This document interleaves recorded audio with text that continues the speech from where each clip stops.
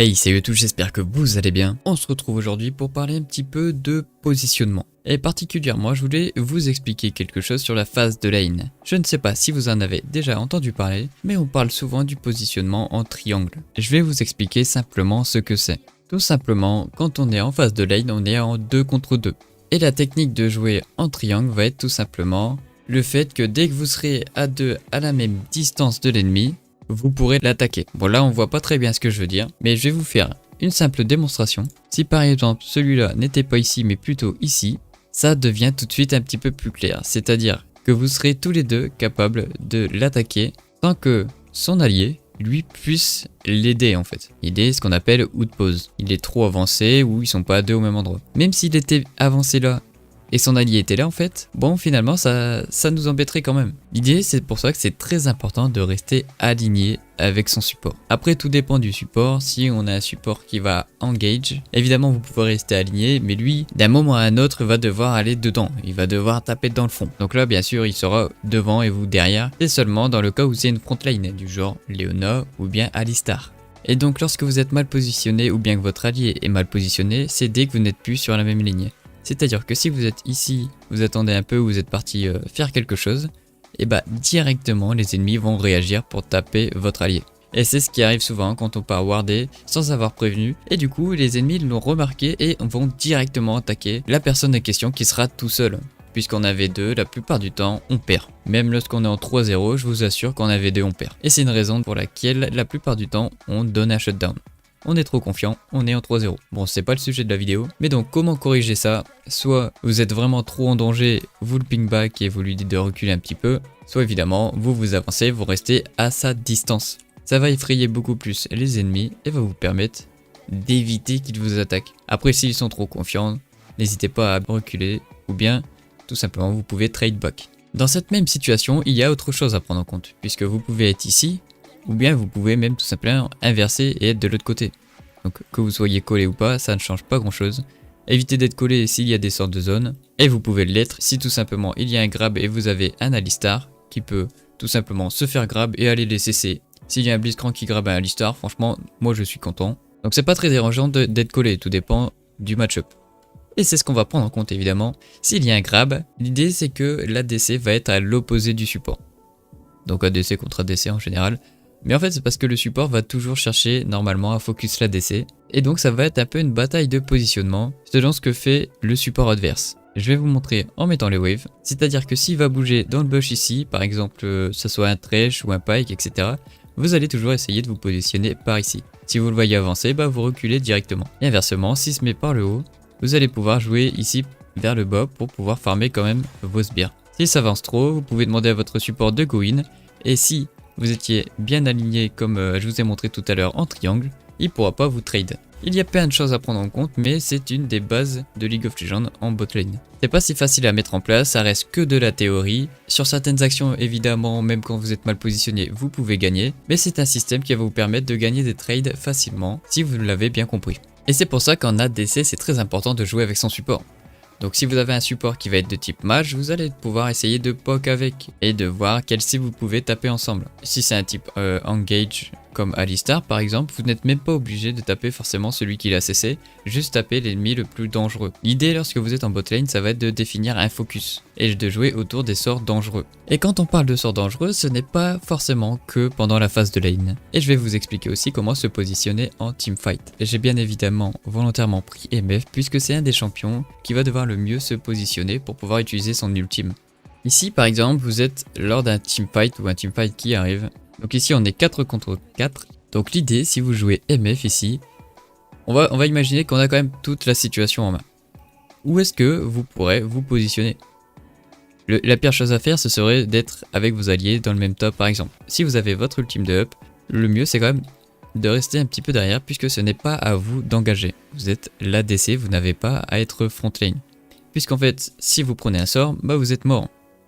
Ici, peu importe le sort que vous prenez, vous pourrez mourir très rapidement. Et dès que l'ADC est mort, il n'y a plus beaucoup d'enjeux. Ce que vous allez donc chercher à faire, c'est déjà prendre le maximum d'informations avant de trop vous avancer. Et c'est l'une des parties les plus compliquées en ADC, ça va être la prise d'informations.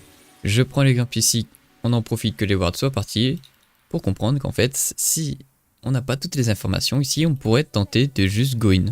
Donc la première chose à faire, c'est quand même d'avoir un petit peu de vision et de se méfier de toutes les personnes qu'on ne voit pas. La première chose à prendre en compte, est-ce que l'ennemi au top est bien au top? Donc s'il est bien au top, vous êtes sûr qu'il c'est au moins un 4v4 et pas un 4v5 puisque votre top, etc. il est au top. Vous êtes 4. Donc jusque là, vous pensez être quand même en supériorité numérique puisqu'on n'en voit que 2. S'il n'y en a que 2 et qui sont autour du Drake, qui veulent pas s'en aller ou quoi, ça veut dire que probablement il y en a un dans le Drake. Et ça c'est toutes des choses qu'il faut essayer d'anticiper et de voir. Bon, tout simplement après si vous avez des wards, c'est beaucoup plus simple. Vous aurez pu juste mettre des wards ou bien vous pouvez juste utiliser votre E pour donner la vision. Ça dépend de vos champions, etc. Mais l'idée c'est quand même de rester du coup proche des zones où vous avez la vision. Par exemple si j'avais pas la vision dans le Drake, je ne sais pas trop où je pourrais me positionner puisque on n'a pas la vision ici non plus. Et si on n'a pas la vision dans le Drake, si quelqu'un essaye de flash in ici, ou par exemple un talon qui pourrait dash le mur, ça pourrait être très dangereux. C'est pour ça que tant qu'on n'a pas toute la vision, on peut toujours rester bien loin. De toute façon MF elle a beaucoup de move speed, donc ça peut vous aider. Et l'idée c'est que tant que vous vous montrez pas, ils pourront utiliser tous vos sorts sur vos alliés, et une fois qu'ils seront groupés, vous pourrez mettre un R dans le tas. Pour l'ennemi qui est là, il faut vraiment bien y penser, ou bien il faut juste se méfier et s'en douter. Vous ne pourrez pas forcément mettre la vision, et s'il a déjà la vision, au moment où vous allez la mettre, il va vous sauter dessus et vous serez mort. On part du principe qu'il y a des assassins, ici c'est mid, ça c'est la bot lane. Donc c'est pour ça que c'est assez compliqué de se positionner. Et donc l'idée c'est quand même de rester derrière vos ennemis, dans ce coin-là. Si possible pas trop coller un mur. Ça peut vous aider au cas où si vous avez besoin d'esquiver quelques sorts. Restez toujours dans une zone où vous avez de quoi bouger. Après si vous restez collé contre le mur, ça peut jouer sur la vision. Et les personnes qui sont de ce côté-là vont pas forcément vous voir. Ça peut être avantageux. En plus de ça, si vous avez l'objectif de voler le Drake, qui marche pas très bien avec le R de MF, finalement on pourrait croire, mais comme c'est des petits dégâts par petits dégâts, bon c'est assez facile de mettre un smite ou de mettre un petit burst entre deux pour choper le dragon. L'idée ça va être d'essayer de zoner, etc. Donc ce qu'il faut faire, ici dans cette situation, ça va être d'attendre un petit peu, de voir si le dernier ennemi qu'on ne voit pas, et si on sait, on se doute de sa présence, on attend, on se méfie, mais même si on ne sait pas qu'il est là, on va quand même attendre que notre équipe s'avance. On va pouvoir ping, leur dire go fight, etc.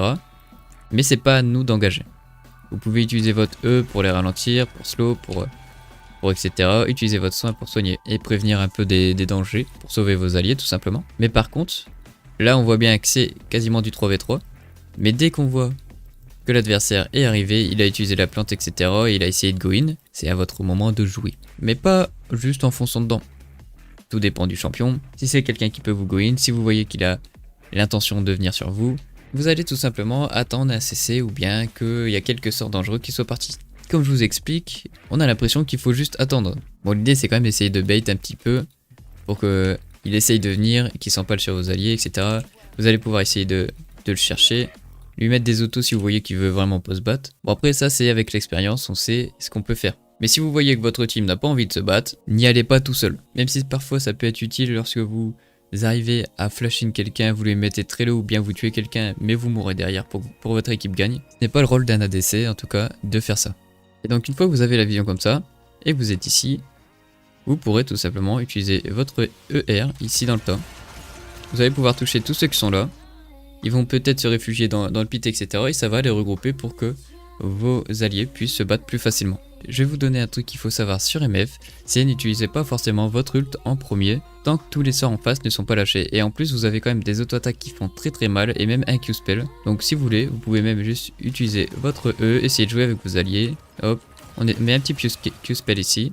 Et une fois que vous avez, on va dire, entamé un petit peu les barres d'HP, etc. vous pourrez utiliser votre R. Mais cette situation, on est d'accord, elle arrive pas à tous les coups, où c'est une bonne teamfight, bien positionnée, etc. avec votre team. Ce qu'il faut comprendre, c'est que c'est aussi à vous de leur dire lorsque vous avez besoin d'aide. Ça m'arrive assez souvent, par exemple, de m'être repositionné après faire le raid, d'essayer de passer par en haut pour pouvoir les jouer, et de voir la plupart de ma team passer par en bas. Et là-dessus, la pire chose serait de partir en haut, tout seul, pendant que votre team est parti en bas. L'idée sur League of Legends, c'est que il faut groupe à 5. Une team de 5, c'est quand même plus fort qu'une team de 2 et une team de 3. Après, il y a quand même des exceptions. Par exemple, si c'est le top laner qui va flank, si c'est le mid ou si c'est un assassin, ça peut marcher évidemment. Mais vous êtes l'ADC. Si vous êtes l'ADC, en tout cas, vous ne pourrez pas faire ça. Après, vous allez me dire, oui, tout dépend de l'ADC, Samira pourrait le faire.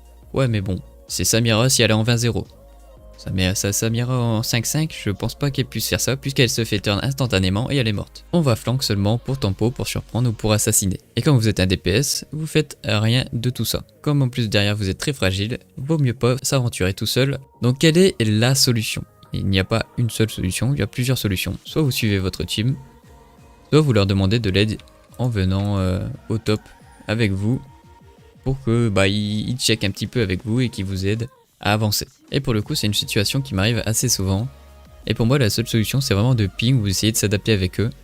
Mais lorsqu'on ping ça va, ils comprennent assez facilement que bon, si l'ADC il veut y aller, je peux passer devant, même si je meurs, il pourra taper et il pourra m'aider au cas où. Moi la plupart du temps les gens se mettent là et ils se disent tiens, et si je prenais la plante au dernier moment pour essayer de steal, alors qu'on est déjà 3, on pourrait juste tout simplement essayer de marcher par ici, hop, à 3, et essayer de zoner. Parce qu'en plus, le truc c'est que le dragon fait des dégâts, donc si on attend un petit peu, ça va nous aider à pouvoir gagner un teamfight.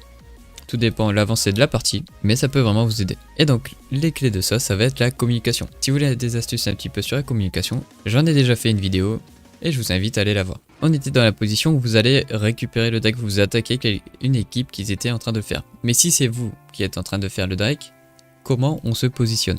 On va essayer de voir les choses un peu comme ça. Donc comme vous voyez déjà, je me suis déjà positionné vers la gauche quand on sait par où ils vont arriver. Donc c'est tout pareil, vous êtes derrière votre équipe. L'une des pires choses à faire ici avec MF, ça serait sûrement d'aller dans le pit. Vous pouvez le faire évidemment, mais vous serez bloqué, à part si vous avez un flash et que vous avez l'intention de flash out. Mais le mieux c'est quand même de rester en dehors, même si vous mettez pas toutes vos autos sur le Drake, vous pourrez tout simplement vous échapper, reculer, essayer d'en remettre. Ici votre rôle, tout dépend de ce que vous avez décidé. Il y a une décision à prendre, ça va être soit de focus le Drake, soit de focus une personne ou bien les ennemis qui arrivent. Tout simplement, il y a l'une des solutions qui peut être aussi simple ici avec MF, si le dragon est à peu près à 1500 HP, 2000 HP, vous pouvez tout simplement ER dans cette direction et empêcher tous les ennemis qui viendraient pour éventuellement le steal. Mais bon, il y a pas mal de solutions à ça, mais comme je vous ai dit, c'est vraiment que de la théorie après. Il n'y a pas de solution parfaite, c'est juste qu'il faut prendre des décisions. Selon votre team, selon votre équipe, selon vos HP, selon vos dégâts, vos golds, vos items, etc.